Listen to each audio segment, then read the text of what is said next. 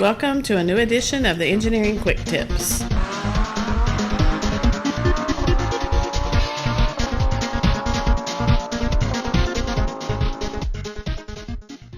Hello everybody, it's Dave here again with your next quick tip. This one is a kind of an add-on to the fire monitor system design. Those are quick tips number 2 and 3, where I had offered you a free spreadsheet. And I kind of want to go through that spreadsheet with you, but first I was just going to highlight the pipe flow calculation that was done in that quick tip number 3 actually.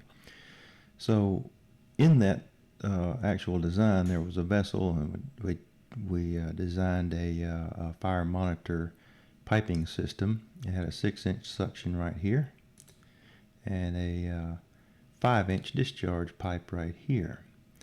We're just going to take the 6-inch suction and go through that pipe with the spreadsheet, just so you know how it works. The spreadsheet has a instruction tab on it.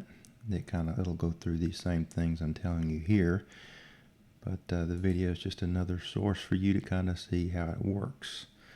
So let's get started for this job. You have a job. This is basic job information. Whole date or whatever, the engineer that actually did it. The first pipe ID line here is just so you'll know what you're working on later on when you come back to it. And I just put for now I'm just going to put suction P pipe 6-inch. All right. Now, as you go through the spreadsheet here, the first thing you do is select the fluid, and we used 70 degrees water. All right, and it'll spit out the actual water properties there. And then you go on down to the flow. We had a flow of 523.8 gallons a minute. That was our final resulting flow. And I already have the 6-inch pipe on here. You can go, it's another drop down actually for the pipe size or the material and pipe size, and you can pick whichever one applies, and ours is the carbon steel schedule extra strong 6-inch. Extra strong pipe in the smaller pipe sizes is the same thing as schedule 80, and that's what we used in the pipe flow model. Now the length of the suction pipe was 50 feet. 50 feet. Start elevation was 0 feet. End elevation was 5 feet at the pump.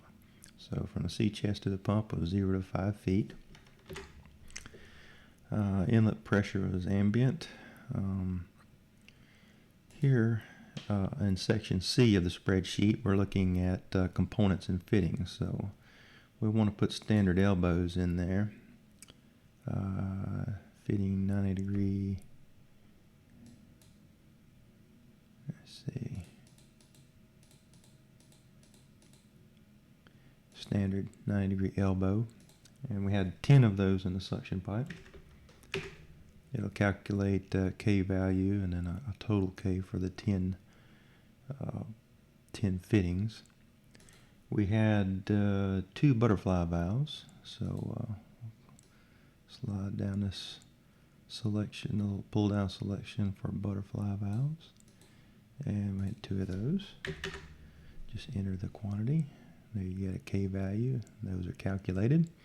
Pipe data is calculated here from a table, or actually it's just read from a table based on the size that you select. Your inlet conditions, flow characteristics are calculated, and as you go down the spreadsheet, you've got some other calculations, and then you have, if you had other components in there that you knew the CV or K value, you could enter those here or here.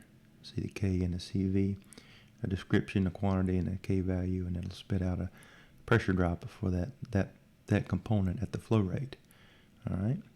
And if you had something like a heat exchanger or similar where you knew the pressure drop and you knew the flow, at a flow, it'll spit out a curve here for that piece of equipment, and you'll get the correct pressure drop at your flow that you entered.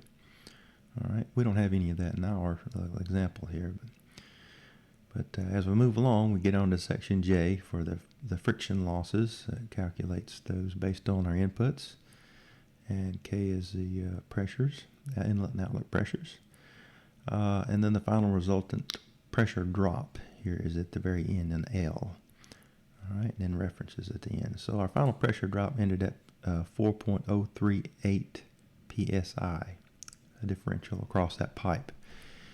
And from our pipe flow calculation, we ended up with right here in the lower right corner, 4.3 psi. So 4.3 psi versus the spreadsheet at 4.0 psi.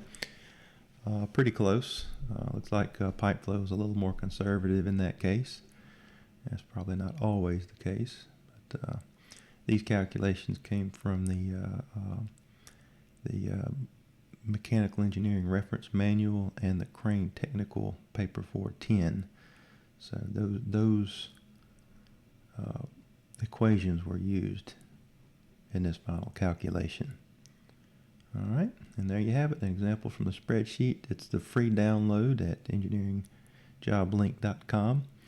And I did want to mention that although this is a free download from the Engineering Job Link through DRC, please don't distribute it outside of the website.